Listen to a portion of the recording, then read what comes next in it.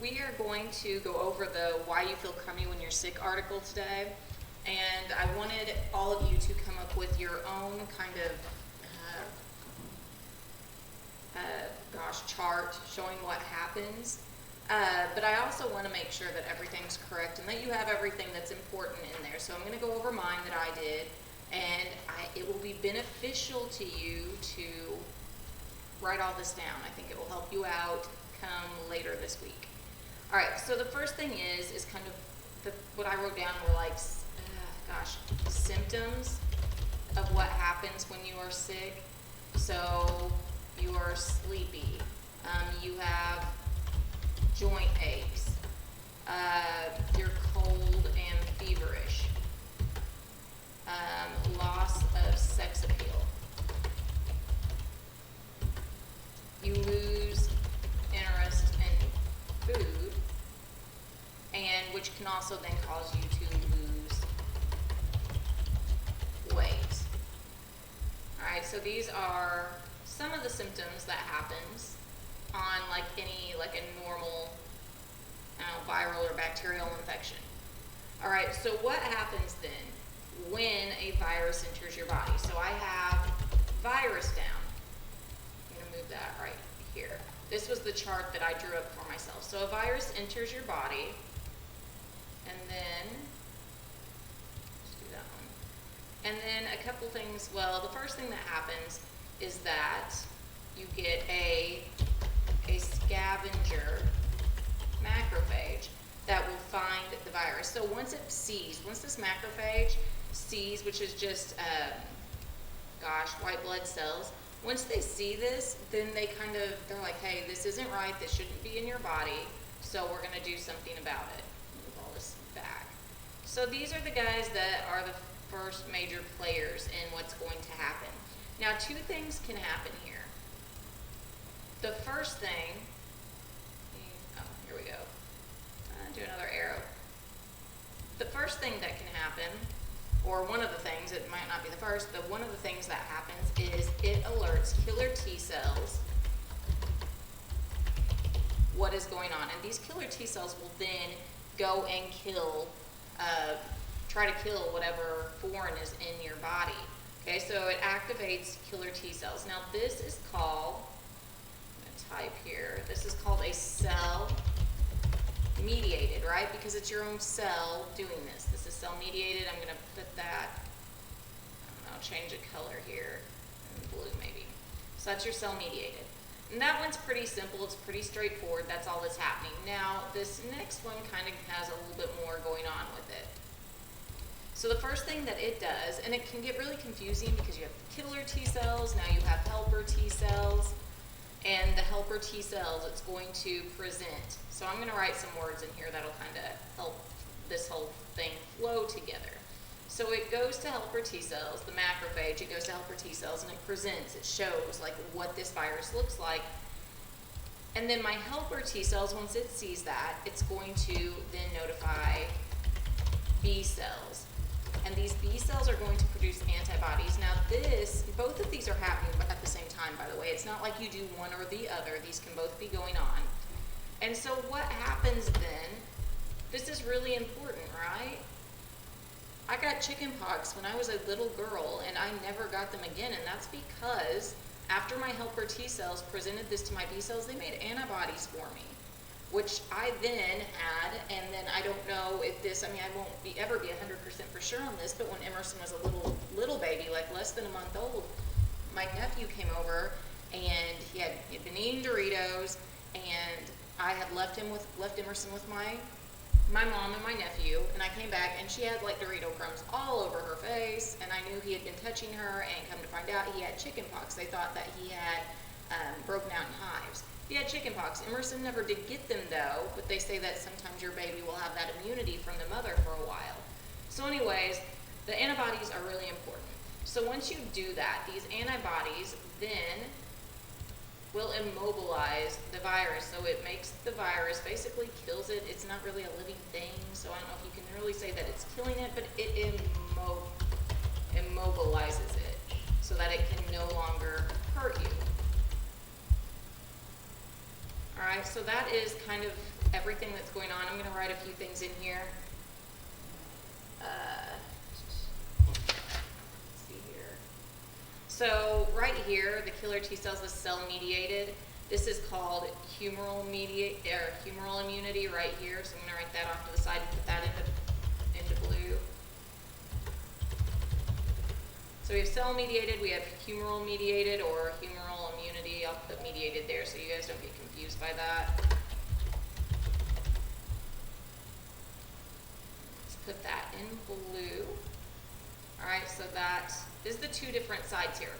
Now, how this happens, like the scavenger macrophage, it doesn't really go right to the killer T cells. What they do is they release this chemical, and it is called interleukin 1. So IL-1 carries the alarm. I'm going to put all this extra little stuff in red here because all this is really important. There's a lot going on. Oh, that's orange.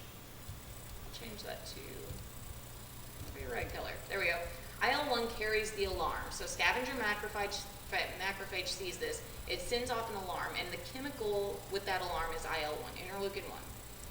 All right, same thing here. So I'm just going to see if I can copy this. Copy, and I'm going to paste it, and that's going to go right here also. I'm going to maybe fix this so it fits.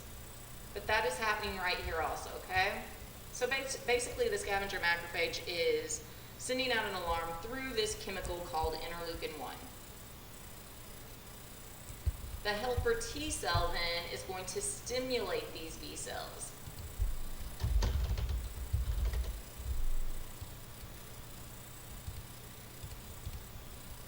Stimulate these B cells so that they produce antibodies.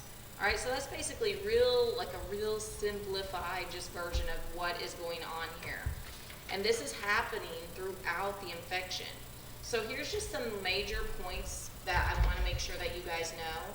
And one is to communicate with other members. We saw, like the scavenger macrophage, this white blood cell, it's going to use cytokines. And cytokines are a chemical, and that's that interleukin 1. All right? We saw where it's going to carry an alarm from the macrophage to T cells, whether it's a helper T cell or a B cell. It's carrying that alarm using that chemical IL-1. It's doing that. Okay, so it also is influencing the brain. It's also influencing the brain. So what this does when it influences the brain is it causes the set point, you can put PT there, in the hypothalamus of the brain. And it's setting that to shift upward. Guys, I'm having trouble typing. Shift upward. Okay, so now 98.6, which is what they tend to say that's normal for people, feels cold to you instead of normal. Normally you feel completely fine, but now your regular body temperature feels cold to you and you shiver and you feel like you need to warm up, causing your body to warm up and oh gosh, and run a fever. All right, so the IL-1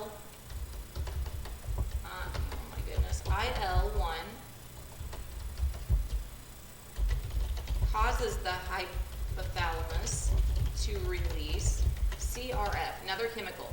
This chemical is going to block energy storage. All right, it's really important that when your body's fighting something that you're not blocking your energy storage. You need a lot of energy. When I was sick here just recently, I cannot tell you how quickly I lost weight, and I think it's just because I was not storing any of those sugars anymore.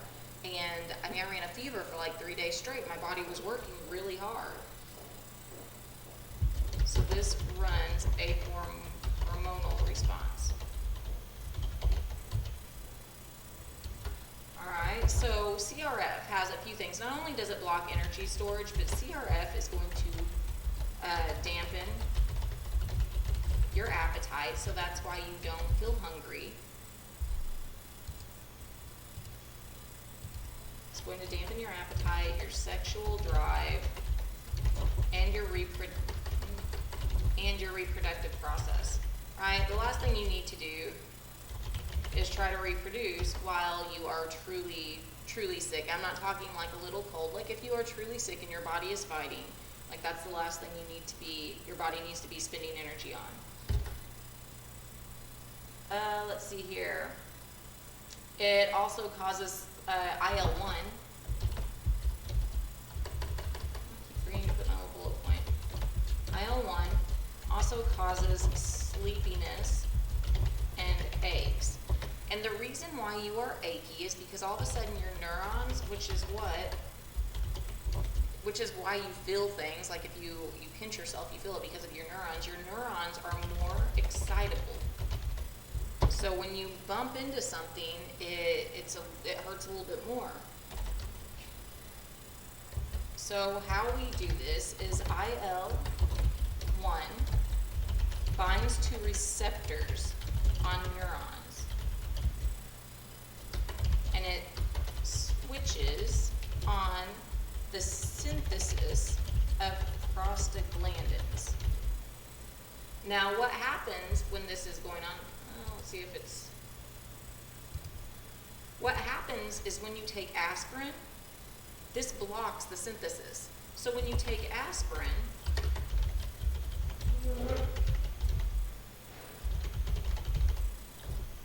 the aspirin blocks this, so then your neurons aren't more excitable, so you don't hurt as much.